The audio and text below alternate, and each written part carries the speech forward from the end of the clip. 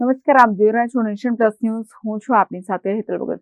છોટાઉદેપુર જિલ્લાના બોડેલીને પૂરના પ્રકોપથી બચાવવા માટે તંત્રએ 2 વર્ષથી કોઈ કામગીરી હાથ ધરી નથી, જેને લઈને હવે આજે આ અંગે કામગીરી કરવા માંગ ઉઠવા પામી છે. બોડેલીના ચાચક, ઢોકલિયા અને અલી ખેરવા આ 4 ગ્રામ પંચાયત આવેલી છે. તેમજ ચોમાસામાં 5 ઇંચથી વધુ વરસાદ પડે તો 4 ગ્રામ પંચાયતનું ઉપરવાસમાંથી પાણી આવે છે, જેના કારણે બોડેલીના સતત 3 વર્ષથી પૂરના પાણીથી અનેક સોસાયટીઓમાં પાણી આવી જાય છે. વરસાદી કાંસ બનાવવા માટે છોટાઉદેપુર જિલ્લાનું વહીવટીતંત્ર છેલ્લા 2 વર્ષથી કોઈ કામગીરી હાથ ધરી નથી, જ્યારે સમગ્ર 4 ગ્રામ પંચાયતોની માનવ વસ્તી વચ્ચેથી કોતર પસાર થાય છે અને આ કોતરમાં પાણી આવતા પાણીનો નિકાલ ન થતા બોડેલીની આસપાસ આવેલી 4 ગ્રામ પંચાયતોના વિસ્તારોમાં 10-10 ફૂટ પાણી ઘરોમાં ભરાઈ જાય છે.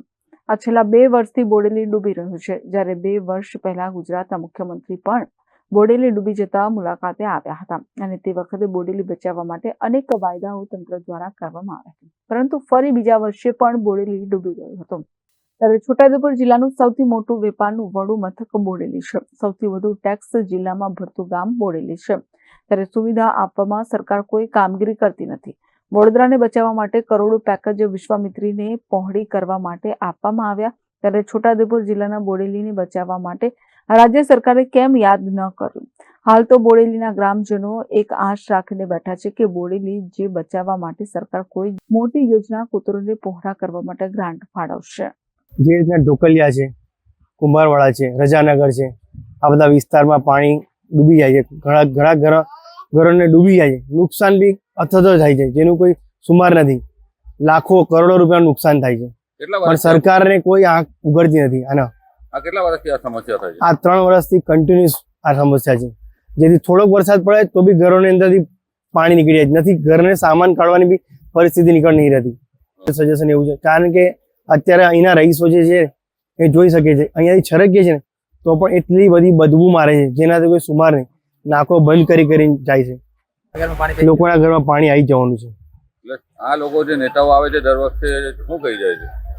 આવીને તસલ્લી આપી જાય છે, બીજું કંઈ નહીં, કે થઈ જશે. જેથી બોડેલીના ગ્રામજનો લોકો એવું કહે છે, નેતાને પૂછવા છે, સરપંચને પૂછવા છે, તે કેવું કે આ ઢોકલિયામાં લાગે, ઢોકલિયાવાળા એવું કહે છે કે બોડેલીમાં લાગે, બોડેલીવાળાને પૂછવા છે તો કે ચાચકમાં લાગે. તો હવે જવું કઈ પબ્લિકને? કેટલા ઘર ઉજળી ગયા છે આ રીતના પાણીમાં?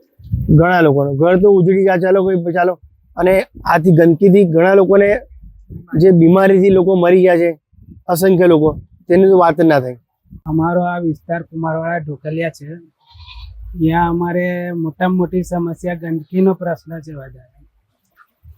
કેટલા વર્ષથી આ પરિસ્થિતિ છે અને શું સમસ્યા? આ પરિસ્થિતિ તો છેલ્લા 50 વર્ષથી છે. એમ કોઈ નિકાલ નથી કરતો? એનો કોઈ નિકાલ નથી. અને ચોમાસામાં જે પાણી આવી જાય છે? ચોમાસામાં પાણી તો આવે જ છે, પણ હવે ચોમાસાની સમસ્યા તો અમને ઠીક છે, પણ અમારે ગંદકીની સમસ્યા મોટી છે. એટલે ઓવરફ્લો થઈને બીજા વિસ્તારો ડૂબી જાય છે. ઓવરફ્લો બીજા વિસ્તારોને કોઈ લેવા અલીપુરા પાઇપલાઇન નખાઈ ગયેલી છે, દિવાન ફરિયામાં નખાઈ, ખાલી કુંભારવાડા વિસ્તારમાં છોડી દીધેલી છે. દિવાન ફરિયામાં બી પાઇપલાઇન નાખેલી જ છે અને અલીપુરા ટાવર લગીને નાખેલી છે, ખાલી કુંભારવાડા વિસ્તારમાં જ નથી નાખી પાઇપ. કલેક્ટર સાહેબ આવ્યા હતા? કલેક્ટર સાહેબ આવ્યા હતા, જોઈને ગયા છે કે ભાઈ આ ગંદકી અને આ વિકાસ તમારો 0 છે. એમ ત્યાં આવી ગંદકી ના હોવી જોઈએ. એમ સરકાર પાસે શું માંગણી? અમારી એક જ માંગણી છે સરકાર તમે કે આ ગંદકી આથી દૂર થાય ને અહીંયા કોઈ આયોજન કરી પાઇપલાઇન નાખે અથવા કેનલ ટાઈપ બનાવીને અને બંધ કરે, એવી અમારી રજૂઆત. અમારા બોડેલી કુંભારવાડામાં છે કે જ્યાં ગંદકીનું સામ્રાજ્ય થઈ ગયું છે, પૂરેપૂરું 4 બાજુ ઉકેલા જેવી પરિસ્થિતિ દેખાઈ રહી છે. અને બીજી એક વસ્તુ કે પાણીનો નિકાલ જે થવો જોઈએ તે વ્યવસ્થિત થતો નથી. તો એનું આયોજન કરવામાં આવે કે ભાઈ વ્યવસ્થિત કોતર બનાવી આપવામાં આવે કે જે પાણીથી નિકાલ થતો જાય અને ગંદકી ઘટી જાય. આજે 50 વર્ષથી અમે દુર્ગંધમાં ગંદકીમાં પડી રહ્યા છે. એનું કોઈ પણ વ્યવસ્થિત પંચાયત કુંભારવાડાની જે છે કે ભાઈ ઢોકલિયાની, બોડેલીની, ચાચકની બધી જ પંચાયતમાંથી પાણી આવે છે. તો પછી અમારે શું કરવું? નહીં તો પછી આ પાણીનો નિકાલ થયો તો અમારે બંધ કરી દેવો, અહીંયા આગળ અમારે બ્લોક મારી દેવો કે ભાઈ પાણી નીકળવા નહીં દે. અમે આ રીતનો અમારે વિરોધ કરવો? અમારે શું કરવું? જો પાણીનો નિકાલ થઈ જાય તો વ્યવસ્થિત આયોજન કરવામાં આવે એનું કે ગંદકી બી ઘટી જાય. અને આજે 50 વર્ષથી સરકાર તો પૈસા આપવા તૈયાર જ બેઠી છે, બધા પ્રોજેક્ટો મંજૂર કરે જ છે અને પ્રોજેક્ટો મંજૂર થયા પછી જે કામો કરવા તે કામો બી થઈ રહ્યા. તો અમારે આ ગંદકીનું જે છે એમાં વ્યવસ્થિત આયોજન થાય, ગંદકી નીકળી જાય અહીંયાથી. પોતાનું વ્યવસ્થિત કામકાજ થઈ આપે, પાણીનો નિકાલ વ્યવસ્થિત કરી આપે. પેલું પાણી ભરાઈ ગયેલા ને બધું તાનાયેલા તો બધું કે સારું હું જોઈ જઈશ, જોઈને ગયા તો એમને એમ જ રહ્યું. પછી બીજી વાર તો આયા જ નહીં. પછી આ બાજુ ગતા રહ્યા, પાછળ વસ્તુ કરીશું નહીં તો આપણને ખબર નહીં. પણ આ એને બધું જોઈ ગયા કે હા હું બનાવીશ, આમ છે તેમ છે, ફલાણું છે ઢીકનું છે, બધું દુનિયાભરનું કહી ગયા. એટલે શું કીધું તું? આવ્યા હતા તમારા મકાન પર જ ઉભા રહીને કીધું? આ જ ઉભા થઈ રહે. પણ કે સારું ચલો હું આ બધું પાણી આવે છે, બધું દુનિયાભરનું થાય છે તો હું બધું વ્યવસ્થિત કરી નાખીશ. તો ગયા એ તો ફેરવાના ડોકાયા જ નહીં. અને ક્યાં ગયા? પરિસ્થિતિ કેવી છે કોતરની? અરે આ તો અત્યારે પાણી નહીં. તમે આવો ને ચોમાસું આખું આ પતરું દેખાય છે ને, આ શટર એટલે પાણી આવે છે. એટલે મુખ્યમંત્રી બી થકી ગયા. તો એવું જ થયું ને તાને. શું થયું તાને?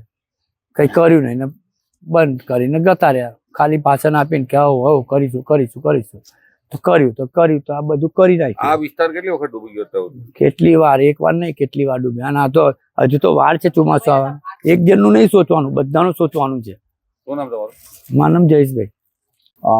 બોડેલી ગ્રામ પંચાયતની ભૌગોલિક પરિસ્થિતિ એવી છે કે ઉપર લેવલ પંચમહાલ જિલ્લામાંથી જે બાજુમાં આવેલો છે એના ડુંગરાળ વિસ્તારમાંથી આ એરિયામાં પાણી આવે છે. અમારું એરિયા છે, અમે એને સાફ સફાઈ કરીએ છીએ અને સારી રીતે એનું બજેટ અમારા પંચાયત તરફથી અમને અમારા સરપંચશ્રી અને અન્ય એનાથી આપણે એને JCB થી યા એનાથી બી સાફ સફાઈ કરાવીએ છીએ અને સારી કરીએ છીએ.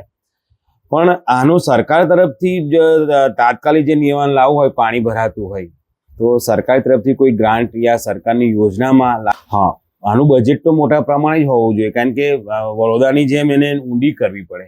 જે બરોડામાં જે ચાલે છે એ પ્રમાણે ઊંડી કરવી જોઈએ. શહેરીકરણ પ્રમાણે જે છે અત્યારે દબાણની તો કોઈ એવી એ નથી, પણ એનું જે માપ છે એને પહોળો કરી અને સારું વ્યવસ્થિત કરે તો પાણીની સમસ્યા ઉકેલ થઈ જાય એમાં. જે હરખરી કોતરની આજુબાજુ જે વિસ્તાર છે એમાં પાણી અટકવાનું મુખ્ય કારણ એ છે કે પૂરાઈ જાય કાંસ. દર વર્ષે ખર્ચ એની સાફ સફાઈ આપણે કરીએ તો આજુબાજુ રજાનગર છે, દીવાન ફરિયો છે, રેલવેની જે આજુબાજુ વિસ્તાર છે એને અસર થાય છે. એમના અહીંયા પછી અમે વર્ષમાં 2 વખત સાફ સફાઈ કરાવીએ છીએ. પહેલા માનસૂન પહેલા અને માનસૂન પછી પણ. અને ઇમરજન્સી હોય તો બોડેલી ગ્રામ પંચાયત તત્પર એને સાફ કરાય છે અને જે બી પાણી ભરાય એની વ્યવસ્થા અમે કરીએ જ છીએ. અમારા તરફથી તો કરીએ જ છીએ. આ વર્ષે મોટી પાણીના નિકાલ માટે કોઈ મોટી યોજના નહીં આવે તો ફરી ડૂબશે બોડેલી? ના, એવું તો વરસાદના કુદરતી પર આપણે કહી શકીએ પાણી કેવી રીતે આવે છે એની રીતે કહી શકીએ. બાકી બોડેલી ગ્રામ પંચાયત એના માટે તત્પર છે. જ્યારે પણ અમે કહીએ છીએ કે એની સાફ સફાઈ આજુબાજુ ગામના પડોશી ગામના રહેવાસી પણ કહે છે કે સાફ સફાઈ તો અમે કરી જ દઈએ છીએ. અમારા તરફથી પૂરી કોશિશ કરીએ છીએ. Rehan Patel, nation plus news, Chhota Udepur. સમાચારોના સતત અપડેટ મેળવવા માટે અમારી નેશન પ્લસ ન્યૂઝની યુટ્યુબ ચેનલને સબસ્ક્રાઇબ કરો, બેલ આઇકન દબાવો અને જોડાયેલા રહો ફેસબુક, ઇન્સ્ટાગ્રામ અને ટ્વિટર પર.